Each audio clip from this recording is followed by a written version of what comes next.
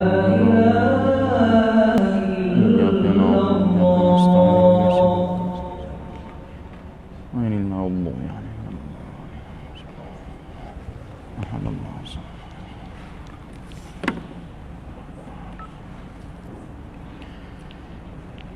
لله رب العالمين، والصلاة والسلام على أشرف المرسلين سيدنا محمد سيد الأولين والآخرين، وعلى آله وأصحابه وأتباعه وأولياء أمته أجمعين إلى يوم الدين. براو خشي إيمان دارم، السلام عليكم ورحمة الله وبركاته. لپاش إيمان كخواي تبارك وتعالى بيدا بإنسان إنسان لا شوزنgi كفر نفامي ونزاني رزقارك نعمتي أمن أمان صحة عافية رزق الروزي حلالة. پیغمبر إخوة صلى الله عليه وسلم نفرمايشتك يا أفرميت: من أصبح منكم آمنا في سربه معافيا في بدنه عنده قوت يومه فكأنما حيزت له الدنيا بحذافيرها. رواه الترمذي وغيره. پیغمبر خوا فرمی صلی الله علیه وسلم: هر کسێک لە ئێوە بەیانی بکاتەوە لەناو ماڵ و منداڵی خۆیان ئەمن و ئەمانی هەبێ، کێشە و ئاژاوە و گرفتی نەبێ لە وڵاتیا لەناو ماڵ و منداڵیا، و هەروەها صحەت و عافیەتی هەبێ و بەدەنێکی چاکی هەبێ، نەخۆش نەبێ، دوور لە بەڵا و موسیبەت و ناڕەحەتی بێ، و خۆراکی شەو و ڕۆژی هەبێ، ئەوە بەڕاستی وەک ئەوایە هەموو دنیا مڵک و سەروەت و سامانی ئەو بێ و پاشا بێ. وەکو لای خۆمان ئەڵێن بەڕاستی ئەمن و ئەمان و سیحەت و عافێت پاشایەتیە، گەورەیە، دەسڵاتە، مولکە. خۆشەویستان، سێشتی دیاری کردو پێغەمبەری خوا صلی الله علیه وسلم: ئەمن و ئەمان، و هەروەها صحەت و عافێت، و هەروەها ڕزق و ڕۆزی حەڵاڵ و دوور لە حەرام. ئەمن و ئەمان بەڕاستی ئەگەر سەیری قورئان کەین، سەیری فەرمایشتەکانی پێغەمبەر بکەین صلی الله عليه وسلم، زۆر تەئکید لەسەر ئەمن و ئەمانەکاتەوە. حەزرەتی ئیبراهیم خەلیل الله ئەبو الئەنبیا کاتێک کە دوعای کرد بۆ ئەهلی مەکە، فەرمووی: رب اجعل هذا البلد آمنا وارزق أهله من الثمرات. خوایە ئەمن و ئەمان بخەرە ئەم وڵاتە، ئینجا لە پاشان ڕزق و ڕۆزیان بە. چونکە ئینسان ئەگەر ئەمن و ئەمانی نەبێ، ڕزق و ڕۆزیژی هەبێ، ئیستیفادەی لێ ناکا. کوردەواری خۆمان ئەبێ ئەڵێ لێ ئەبێتە بە زەهری مار، لێ بێتە نەخۆشی، ناڕەحەتی. چونکە تۆ ئەگەر سەرد و سامانی دنیاژی هەبێ، ئەگەر ترسی کوشتن هەبێ، ترسی ئاژاوە لە ناو ماڵ و منداڵتا هەبێ، کێشت هەبێ، گرفتت هەبێ، ئەمن و ئەمانە نەبێ، ئیستیفادە لەو ڕزق و ڕۆزیە ناکەی. خۆشەویستان، ئەبینین زۆرێک لە وڵات بەڕاستی لەوەچی ڕزق و ڕۆزی هەبێ، پارە و پوڵ و سەرد و سامانی هەبێ، بەڵام سەیرەکەی ترسی کوشتن و ترسی ماڵوێرانکردن و ترسی داگیرکردنی ناموسی هەیە، ئیتر ماڵ و سەرد و سامان بەوچی هیچ سوودێکی لێ ناگەێنێ، هیچ ئیسفادەیەکی پێ ناگەێنێ. طبعا قورئان ئەفەرمێت: الذي أطعمهم من جوع وأمنهم من خوف.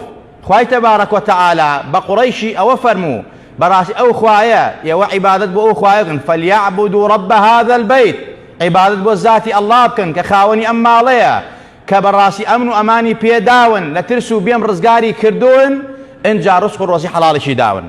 كواتا خوشويستان، أمن أمان لولاتا زور مهمة. وڵات ئەگەر ئەمن و ئەمانی تیا نەبێ، ئیسراعەتی تیانە، مەهما کان هەمووشی دەوڵەمەند بێ، خواهانی ڕزق و ڕۆزی بێت. و هەروەها دووەم صحەت و عافیەت. ئەگەر ئەمن و ئەمان هەبێت بەڵام صحەت و عافیەت نەبێ، ئینسان نەخۆش بێ، ناڕەحەت بێ، بەڕاستی هەر ئیستیفادە ناکا کە نیعمەتی دووهەمی لێون بێت. چونکە صحەت و عافیەت زۆر مهمە، زۆر گرنگە. بۆیە زۆربەی دوعاکانی پێغەمبەری ئێمە صلی الله عليه وسلم داوای ئەوە بووە: اللهم إني أسألك العافية، بعام بقشتي يان بخاص فرميتي: اللهم إني أسألك العافية في سمعي وبصري وبدني وأهلي ومالي وأولادي. پیغمبری خوا صلی الله عليه وسلم فێرمانە کائمە بەیانیان و ئێواران ئەم دوعا بکەین، چونکە نیعمەتی صحەت و عافیەت زۆر گەورەیە. حەزرەتی عەباسی مامەی پێغەمبەر فەرمووی: یا رسول الله علمني شيئا أسأله من الله، أسأله بها من الله، كلمة فيركا بو كلمة داوة لأخوابكم. بيغمبري خواه فرمي واسألوا العافية، واسألوا العافية، واسألوا العافية. فرمي زور داوي عافية بك، زور داوي سلامتي بك، زور داوي تندرستي باش بك، لأخوتا لمالو من دالتا لولاتا لأهلتا لأولادتا. حتى من چەند جارێک لی دووبارە کردەوە پێغەمبەری خوا فەرمی زۆر داوای عافیت بکە چونکە نیعمەتێکی زۆر گەورەیە. خۆشەویستان، هارون الرەشید ئەمیری مسلمانان و خەلیفەی مسلمانان و لە زەمەنی خۆیان لە شاری بەغدادا. ئەم زاتە ئەم پیاوە دەوڵەمەند بوو، سەرۆ سامانی زۆر بوو، خەلیفەی مسلمانان بوو. لەو سەردەم و زەمەنە بەهلولی دانا باڵوڵ بە کوردەواری خۆمان حزوری بوو، خەڵک بە شێتی ئەزانی، خەڵک بە نەزانی ئەزانی. ئەڵێ هارون الرەشید قەسر و قوسورێکی زۆر گەورەی دروست کرد، خەڵکی بۆ دەعوەت کرد، ئیفتتاحی کردەوە، کاتێک کردەوە خەڵکێکی زۆر هاتن، هەمووی پیرۆزبایی لێکردن دەستە بە دەستە. تەنها باڵوڵ نەبێ، باڵوڵ وتی هەر هەمووی ئەم مڵک و ماڵی تۆ، ئەم جێش و جاشی تۆ، ئەم سەرۆ سامانی تۆ، ئەم قەسر و قوسوری تۆ هەمووی یەک باناژی یەک هەواکە بە ئیسراحەت لە گیانی ئینسان دەرچێ. باڵوڵ کرد، هارون الرەشیدی کردە دەرەوە، هارون الرەشید باڵوڵی کردە دەرەوەتی بەڕۆ دەرەوە شێتی نەکبەت، عالم دڵمان خۆشەکە، پیرۆزباییمان لێکە، بەڕاستی تۆ زەممانەکەی، غەیبەتمانەکەی، قسەمان پێ ئەڵێی، جاتی پیرۆزبایی ئەڵێ هەمووی بەڕاستی بایەک وتی تووڕە مەبە، هیچ تووڕە مەبە. کاتێک ئەزانێ، کاتێک یەت بەسەر تا خۆت ئەزانی بەڕاستی قەدری ئەم قسەی منە کە زێڕە، نەسیحەتە ئامۆژگاریە. بەر حاڵی کاتە دەرەوە پاش ماوەیە هارون الرەشید نەخۆش ئەکەوێ، ناڕەحەتە بێ، سکی باکە، حتا ئەوەندە ناڕەحەتە، ئەوەندە بێتاقەتە بە کورداری ماڵە قەبزە بێ، ناتوانێ بایەکی لێ دەرچێت. ئەو کاتە بیری قسەکەیەکەوێتەوە، وەڵێ ئای باڵوڵ چەند زیرەک و دانای، بەڕاستی هەموو مڵک و ماڵ و دەسەڵاتەکەی من یەک باناژی لە جسمی ئینسانە دەرچێ بە ئیسراحەت. بانگێکە خەڵاتێک ئەڵێ خەڵاتی تۆم بۆ چییە؟ من پێم وتی سەرۆ و سامان و جێشوی جاشەکە قەسر و قوسورەکە بزانە ڕزگار دەکا. بۆیە سیحەت و عافیت لە هەموو سەرۆ و سامانێ گەورەترە. وەفی ئەنفوسیکم ئەفەلا تبصیرون، بیر لە خۆتان بکەنەوە، یەک دەمار و کار نەکا ئیتر بەڕاستی نوقسان ئەبی.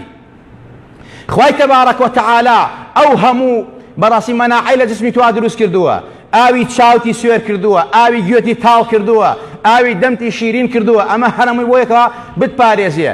لە ناو جسمی ئینسان پێستێکی داوە لێی بۆ ئەوەی کەوا بیپارێزێ لە نەخۆشین، لە ڤایرۆسات. خۆشەویستان، زۆر جاری ئێمە بەڕاستی لە پارێزگاریشا غولو ئەکەین، یعنی وامان لێ هاتووە ئینسان تەوەکولی بەسەر خوا نەماوە.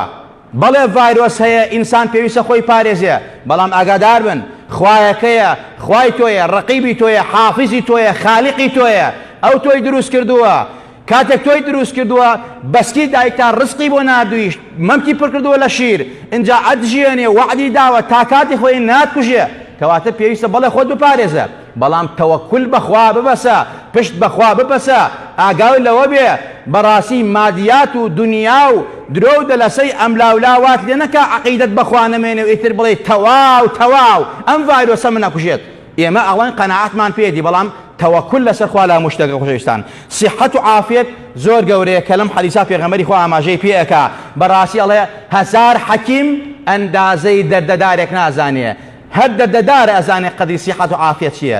دکتۆری داماچوو زانێ، بەڵام کابرایەکەوە نەخۆش بێ ئەزانێ بەڕاستی قەدری سیحەت و عافیت چەندێکە. بۆیە کاتێک خوای تەبارەک وتەعالا ئەمن و ئەمانی پێدای، سیحەت و عافیەتی پێدای، ئەمە نیعمەتێک گەورەیە بەسەرتەوە.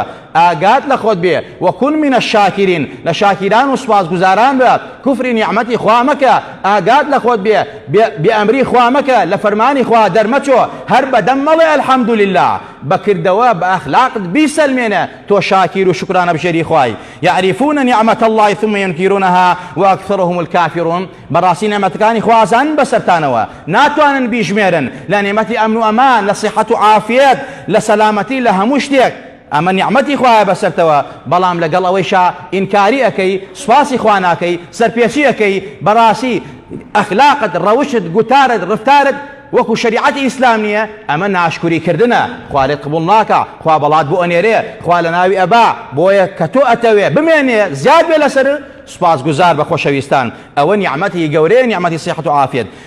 سێهەمینیان خۆشەویستان، وجودی خواردن، شەو ڕۆژە هەموو یەکێک لە ئێمە بەڕاستی نەقوتی شەو ڕۆژێک لەوەش قوتی مانگ و دوو مانگیشمان هەبێ لە ماڵەکانە خەسمان کردو دامان نابێ ئەمەش نیعمەتی خوای تەبارەک وتەعالە کە ئەمن و ئەمان و هەبێ و صحەت و عافیەت و هەبێ دوور لە بەڵاو و مصیبەت و نەخۆشی و ناخۆشی بی و ڕزق و ڕۆزی هەبێ و ترسی ئەوتە نەبێ بمری لە برسا ئەمە ئەم سێنە لە پاش ئیمان گەورەترین نیعمەتە بەسەر ئینسانەوە بۆیە پێویستە تۆی مسلمان تۆی ئیماندار هەمیشە و دائیم سوپاسگوزاری پەروەردگار بی یا ڕەبی خوای لێت ئەپارڕێن لێمان خۆش بە لێمان ڕازی بە نیعمەتی ئەمن و ئەمان و سیحەت و عافیەت و ڕزق و ڕۆزیمان لێ مەسێنەوە بۆمان زیادکە لەوە با و نەخۆشین و بەڵا و مصیبەت پارێزراومان کە بەتایبەت ئەم بەڵا ئەم مصیبەتە کە ڕووی لە هەموو جیهان کردووە بەتایبەت جیهانی ئیسلام بەتایبەتن لە کوردستان بەتایبەتن لە شاری سلێمانی یا ربی خوای لە کۆڵمانی کەیتەوە یا ربی خوای ئەمان پارێزی خۆمان و ماڵنامان سەلامەت کەی یا ربی خوای بە جاه و مەقامی حەزرەتی محەممەد مستەفا بە حەقی سەڵات و سەلامی خۆت و مەخلوقاتت لەسەر پێغەمبەر صلی الله علیه وسلم خوای لەم وەبا و نەخۆشی و ناڕەحەتی و ڤایرۆسە و کۆرۆنا و ئەمانە پارێزراومان کەی یا ربی خوای ئیمانمان بەقووەت کەی ئیمانمان بەهێز کەی تەوەکوڵمان لەسەر تۆ بێ یا ربی خوای گیان پشت نەکەینێت تۆ بەرنامەی تۆ یاسای تۆ سوپاسگوزاری تۆ بین هەمیشە یا ربی خوای گیان ناشکر نبین کافر نبین بە دینەکەی تۆ بە نیعمەتەکانی تۆ خوای بۆمانی زیاد کەی خوای گیان لێمان نەسێنیتەوە یا ربی خوای ئەمن و ئەمانی زیاتر بخەرە وڵاتمانەوە سیحەت و عافەتی زیاترمان بە ڕزق و ڕۆزی حەڵاڵمان بە بەرەکاتی ئەرزواسمان برژێنە بەسەرمانە شیفای دڵ و دەرونی هەموو لایەکمان بە شیفای نەخۆشەکانمان بە نەخۆشەکانی ماڵۆمان نەخۆشەکانی خەستەخانە یا ربی خوای شیفای ئازوودە پەلیان بۆ بنێرە یا ربی خوای زەلیلی سەر جێگایان مەکە عاقبەتی پیرەکانمان بەخێر بگێڕە هیداەتی گەنجە جوانەکانمان بە مناڵەکانمان ساڵحکە لە نەخۆشی و ناخۆشی بە دووریان کە یا ربی خوای منداڵی منداڵی ساڵحی برێ ئەوەی هێتی و ساڵح نییە خوای بۆی ساڵەکەی